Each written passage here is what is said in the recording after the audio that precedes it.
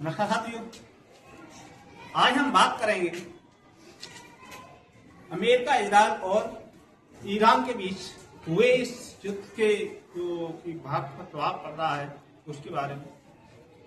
जैसा कि आप लोगों ने देखा है, न्यूज चैनलों के माध्यम से आपने सुना है कि ईरान ने जो खाड़ी है यहाँ पर एक शॉर्ट यानी छोटा सा एक रास्ता जाता है ईरान के रास्ते से ही, कि वहां से सारी गैस की लाइनें हैं, तुम्हारी हैं क्रूड ऑयल वगैरह है, ये सारे का सारा कम से कम 20 से 30% यानी पूरे विश्व के लिए 20 से 30% यहाँ पर कारगर होता है। लेकिन जब से ये सारी चीज युद्ध की स्थिति में अमेरिका ने सारा का सारा सिस्टम खराब कर दिया है, तो इस स्थिति में ईरान ने क्या कर दिया है, एक स्टेट ऑफ हॉर्मुज नाम की एक गलियारा, क्या है, state of Hormuz, state of Hormuz, इस नाम का एक गलियारा है बेटा। तो इसको क्या कर दिया है, ब्लॉक कर दिया है। ईरान ने क्या कर दिया, ब्लॉक।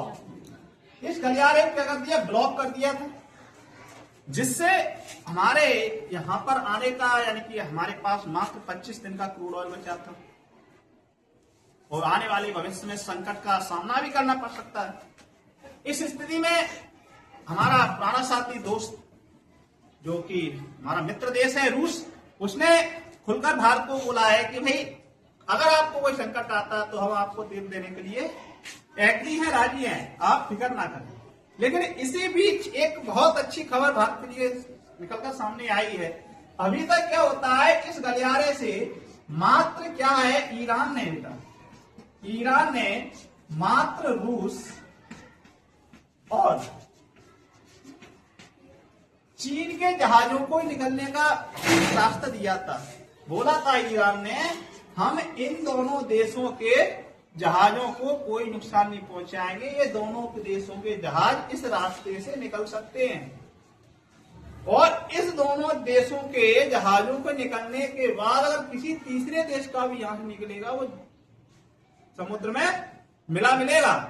तो इसी बीच भारत के लिए भी खबर अच्छी आई, क्योंकि भारत की जो राजनीति गरमा रही है उसके इसी बीच ईरान ने एक फैसला और लिया है और इस दोनों की कड़ी में बेटा भारत का नाम भी और जोड़ दिया।